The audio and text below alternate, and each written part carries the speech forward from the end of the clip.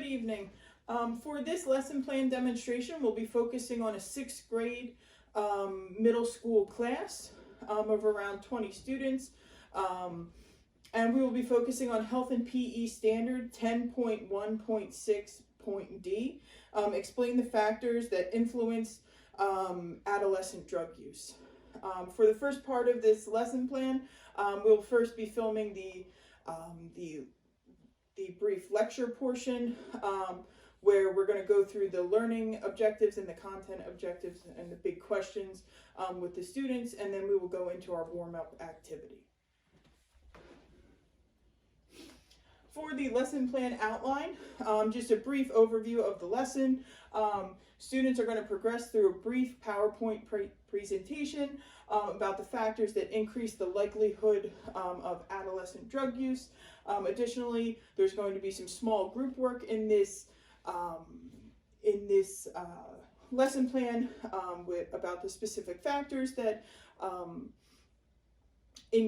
increase the likelihood of adolescent drug use, as well as brainstorming some refusal strategies and working through scenarios within this lesson plan about adolescent drug use, as well as a brief whole class discussion about the common themes and within the scenarios that affect adolescent drug use.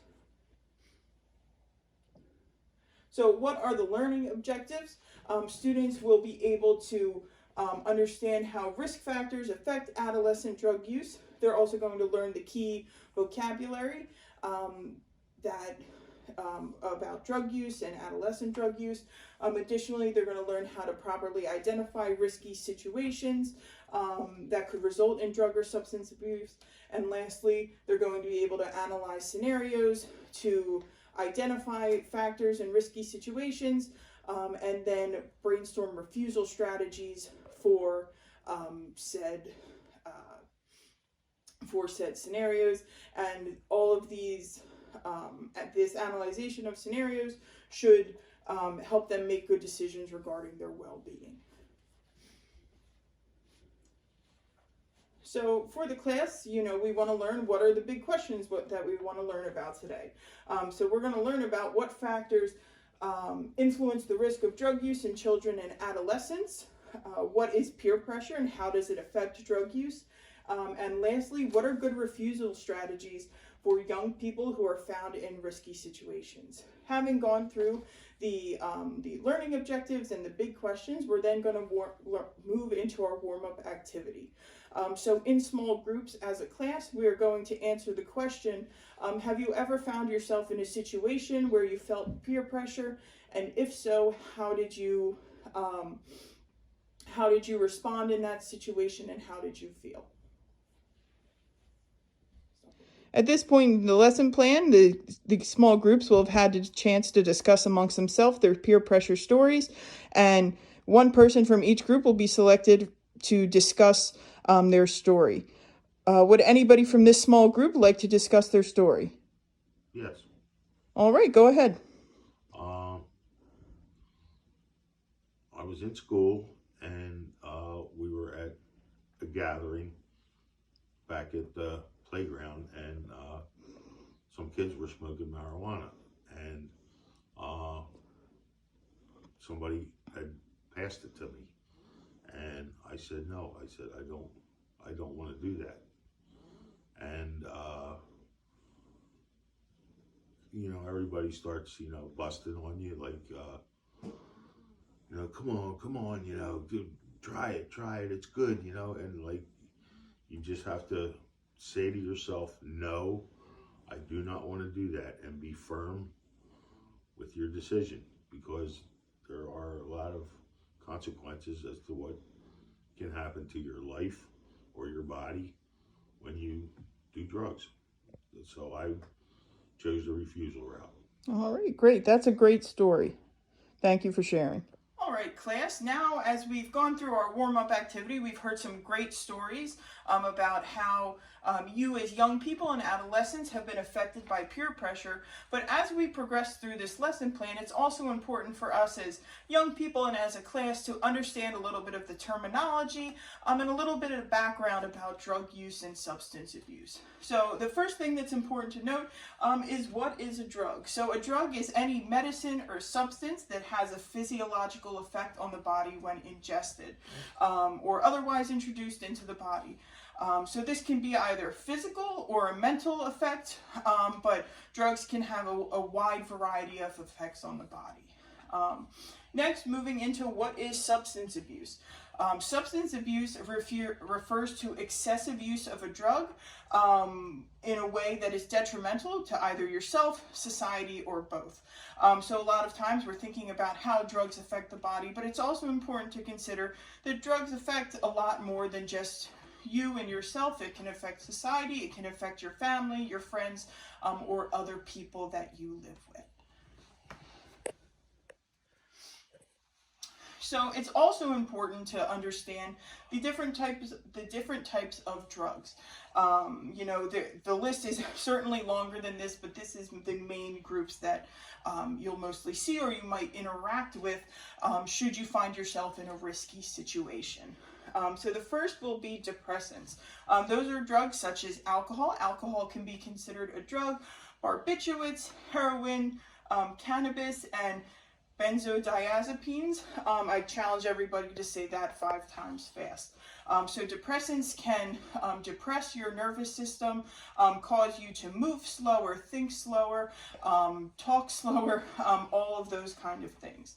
The next will be stimulants, and those activate your central nervous system and can sometimes make you a little more jittery, moving a little quicker. Your central nervous system is going to be moving quicker as well. And those are cocaine, methamphetamines, and other prescription stimulants like Adderall, or a lot of other drugs for ADHD as well. Next will be opioids, which we all know is a epidemic in the United States currently, and those are heroin, morphine, fentanyl, oxycodone, or prescription painkillers. And those can have many of the same effects as depressants in the drug category. And lastly, but not least, there are hallucinogens, which include LSD, PCP, ketamine, and these can have a big effect on your mental state, can obviously cause hallucinations, hence the name, and can be overall very detrimental. It is important to note with all of these drugs that different kinds of drugs affect the body in different ways. It is important to consider that when finding yourself in risky situations and with your overall knowledge of substance abuse and drug use. The next thing we also want to look at is how drugs affect your body. So prolonged drug use can affect the way your brain functions, especially when drug users begin in adolescence. So at this age, the brain is still developing, and drug use can stand to have long-lasting effects into adulthood. Additionally, it can kill brain cells, it can cause tissue death, and changes in the way signals are transmitted in your brain. So you guys as young people, you guys need to think that you guys only have one brain, and you don't want to be doing anything at a young age that's going to risk your brain and your health into adulthood. Additionally, in the brain, it can alter brain function in terms of memory, motivation, learning, judgment, and behavior control. And that's because your brains are still developing at such a young age. Substance abuse can also lead to behavior changes, as we stated, and physical changes in appearance. So weight loss, it can also lead to heart problems, lung problems, and a multitude of other issues. So the next big thing we're going to move into, and what's going to be really important for this lesson, are the different risk factors for drug use. There are certainly more than are on this list, but these are some of the main ones that you'll see, especially in young people as yourselves, that might affect the likelihood for drug use, or if you might find yourself in risky situations these factors could be at play. And it's important to note that, you know, these factors aren't the only factors. There could be more than one of these at play in a situation that you might find yourself in. So the first two I like to couple together is peer pressure and social acceptance. So peer pressure could be obviously pressure from your friends or a friend group to participate in an activity, and you might feel pressured to do so because you want to be accepted into that friend group. You want to go with the norms of that group. You don't want to find yourself left out. Additionally, stress can play a big role in this, whether you're feeling stressed at school, stressed at home. You know, you young people have a lot going on in your lives, and are often doing a lot of things at once. So school, activities, all of that stuff can play a role into the likelihood of drug use, and you might be looking for an outlet for drug use, for that stress. Additionally, mental health problems, you know, unfortunately, mental health is, you know, a big issue in today's society, and people with anxiety or depression or bipolar disorder, to name a few, could find themselves more likely to use drug use, especially in adolescence with your brain still developing. You know, you might not be able to make good decisions as those areas are still developing in your young brains. Next, we'll look at body image issues. So this could be, you know, somebody who's looking to gain muscle mass might start using steroids, or if somebody's looking to lose weight, they might turn to drugs in that situation. Additionally, a big one for young people like yourselves will be social media influence. So if you're seeing stuff on Instagram, Snapchat, BeReal for you guys,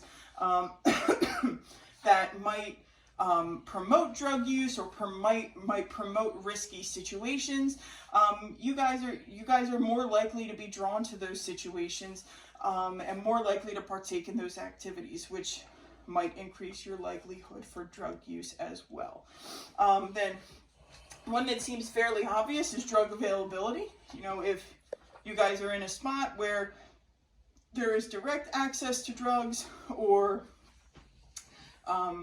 there's somebody in the community or an individual where you know you can access drugs, that's a big risk factor, because if it's more available to you, you're more likely to use it. And then lastly, unfortunately, abuse or neglect at home can increase the, the likelihood of drug use. We see that, you know, if young people have trauma, you know, in their young brains, they might be looking for an outlet to relieve stress or relieve that trauma or cope with that trauma, and they might turn to drug use instead. And with that, we've given a brief overview of drug use, and we're going to give a brief explanation of our first activity. So for the first activity, students will be separated into small groups, and each group will pick a risk factor. Groups cannot pick the same risk factor, and you're going to brainstorm with your group about how each factor might affect drug use in young people, and you're going to fill in your section of the graphic organizer with the ideas that you brainstormed, and then at the end we will then share as a class to fill in the other sections of the graphic organizer. Of the lesson plan, we're going to do a brief demonstration of activity number 1. For this portion, it's going to be a brief discussion about each individual group's risk factor that they have chosen, and then a brief discussion with the class. We will not be going through each risk factor since we do not have a full class with us. For the class, would anybody like to discuss their peer pressure topic and how they think it affects adolescent drug use? I would. All right, go ahead. Peer pressure is like a pressure to fit in to or be accepted into like a clique or a popular group of kids, and like it's to avoid being labeled as like a, you know, a goody two shoes or a nerd. It is so much easier to just jump in and do whatever they're doing and be labeled as, you know, one of the gang. But the real courage is to say no to them and say, I do not want to do this. It's not good for you. And especially like when there's members of the opposite sex involved, like if you're trying to make an impression on a girl or a guy and they happen to, you know, participate in these drugs, you might want to find yourself, you may find yourself leaning that way just to become popular with this person or develop a relationship with this person. Okay, that's great. Does anybody else in the group have any thoughts they would like to share? Yeah, I have probably kind of similar.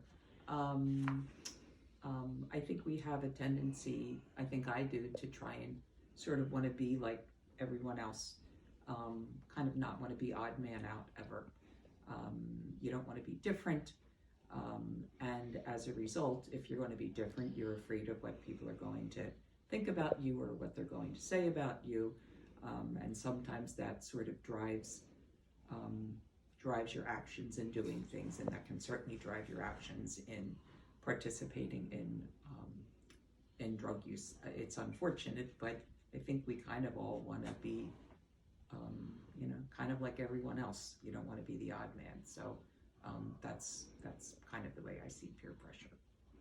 No, absolutely, and it speaks to, you know, especially with you guys as young people. It's a lot more than just drug use. There's a lot of peer pressure that goes on during everyday life as well. All right, class, that was a great discussion about the different risk factors that affect adolescent drug use. Now let's think about, you know, we see these risk factors, we can identify risky situations. Now, what do we do with that once we find ourselves in those risky situations? And that's where we come to really good refusal skills. And these are skills that are going to help you navigate risky situations, are going to help you respond when asked to participate in drug use, or frankly, any behavior that you might be uncomfortable with as well. So looking at refusal skills, we've identified a few ways that that individuals can respond in risky situations that will help navigate those situations as well. So the first one is going to be able to say no confidently. So if you respond confidently, the person you're interacting with is less likely to keep pestering you if you want to participate in the activity. So being confident in yourselves, I know we're still developing that at a young age, will really help you in these situations. So really having that forceful no to your statements. The next will be to prepare ahead of time. I know to some this might sound nerdy or say who does that, but if you're able to prepare a story or a few statements ahead of time, you're going to be a lot more comfortable in that situation.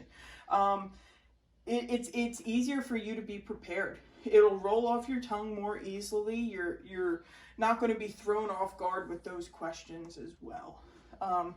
Next is the most effective, but it's also the most challenging, because that means that you're leaving your friends, which will be to leave the situation. So the best way to make sure that you don't participate in things that you might be uncomfortable with or things that are bad for you would be to leave the situation.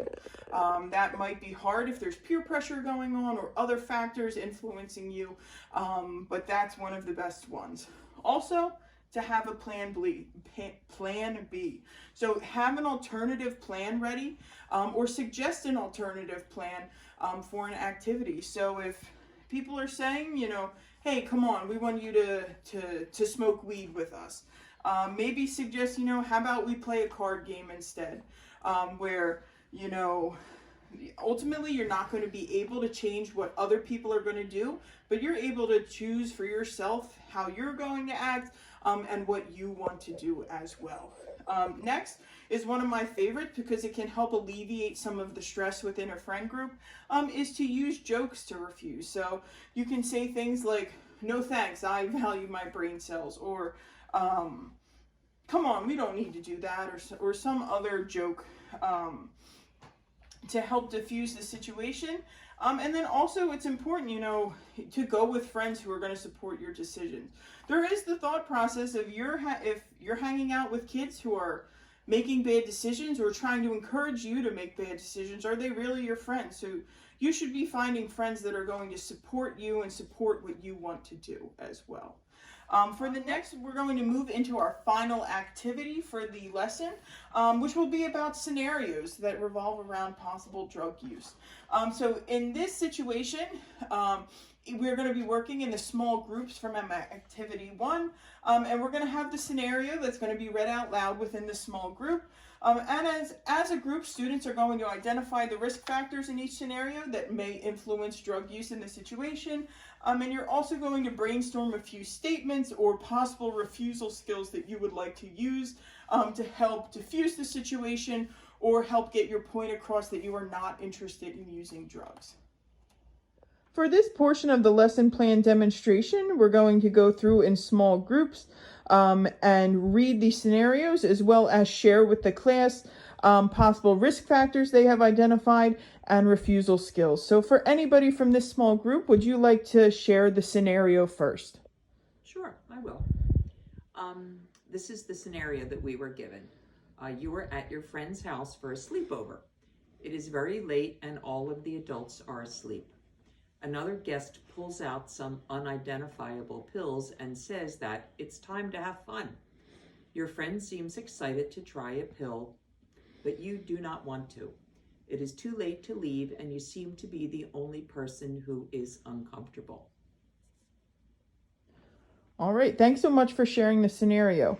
Next, would anybody like to share any possible risk factors they identified in the scenario? There could be one or there could be multiple. I would. All right. Okay. My main one for risk factor is peer pressure.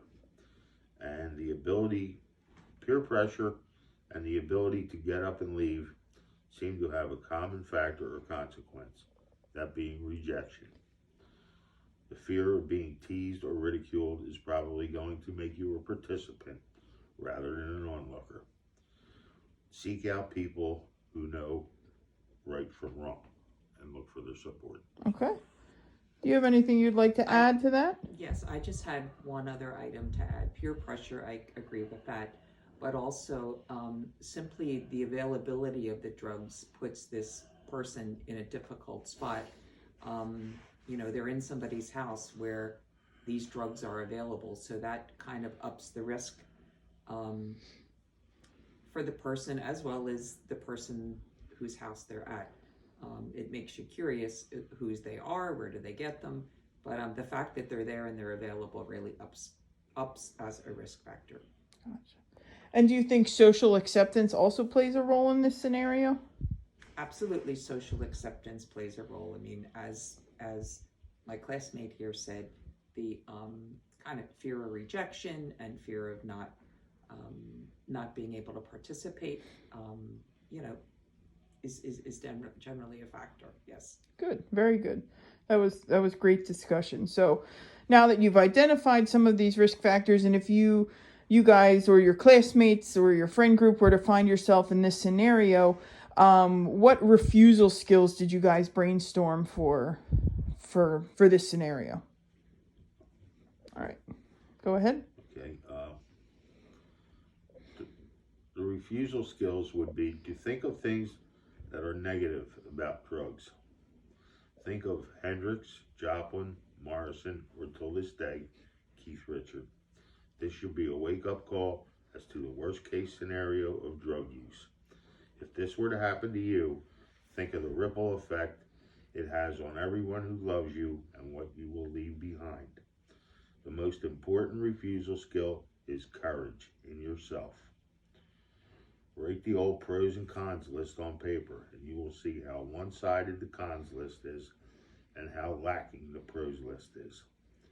The single biggest refusal skill is the balls to say no and stick with it regardless of who teases you, ridicules you, or calls you unpopular names. If they persist with this behavior, they are truly not your friends. All right, very good. Thank you for that. That was a lot more than just refusal skills. That provided a lot of good insight into the way drugs affect other people. Would anybody else in the group like to share? I have a couple of thoughts. Refusal skills to me are sort of things that I can do to either deflect the situation or get out of the situation. You can maybe try telling a joke or try playing a game. We play a game sometimes called a left, right, center, and you can play with a group of people. That could maybe take the focus off of that. You could maybe suggest watching a movie or playing a video game, and maybe making that a little competition to take the attention off of that. As silly as this sounds, you could maybe suggest getting a midnight snack instead. Popcorn or something to maybe kind of diffuse the situation. If I felt uncomfortable enough and threatened enough, I would hope that I would maybe have a code word set up with my parents or my guardians that I could text to them if I really felt like I was in an unsafe situation. Like if I texted them the words, "the moon is blue," they would know that there was a problem and that they should try and reach the house and they can come to get me. Obviously that would be in like emergency, but if I felt threatened enough by that, that could certainly be it.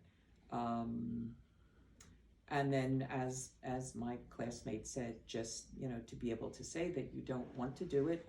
And maybe by saying you don't want to do it, your friends will come to admire you in the long run. That's all. Yeah, those are all great refusal strategies and, apply to the situation really well. That leads us into our next portion of the lesson plan, which is just a short wrap up with the class. So reflecting upon today's activities, what are some themes or some ideas that you are left with as young people as you go out and try and use this information as you're tasked with hanging out with your friends over the weekend, or you might find yourself in situations like these? I think it's good to be informed with tactics, I guess, you can use if you're put in a situation. I think the best thing you can do, though, is to try and not allow yourself to get in this situation. So sometimes, if it smells like a problem, it will be a problem. So if you have a sense ahead of time that this could be a problem, maybe the best way is to try and avoid it. But this has been a good exercise. Do you have anything you'd like to add? When I was at that age that you're referring to in your study, the media played a very big role. We didn't have social media back then, but the media, television commercials, played a very, very big role in deterring drugs. Like Nancy Reagan, "Just Say No," or the egg hitting the frying pan, or just any one of a number of things. That was our deterrent. Yeah, that's great. This has been a great exercise, and I think, as young people, you'll be able to use this as you go out into the world and you grow up and you experience these situations. As a final note for the class, there will be a homework exercise where you're going to write a small journal and pick one of the risk factors that you believe is the most important to adolescent drug use, and explain your reasoning why and why you think that is significant. At this point, that will conclude the lesson. Students will be graded based on their participation. They'll also hand in their graphic organizers and scenario cards to be graded as well.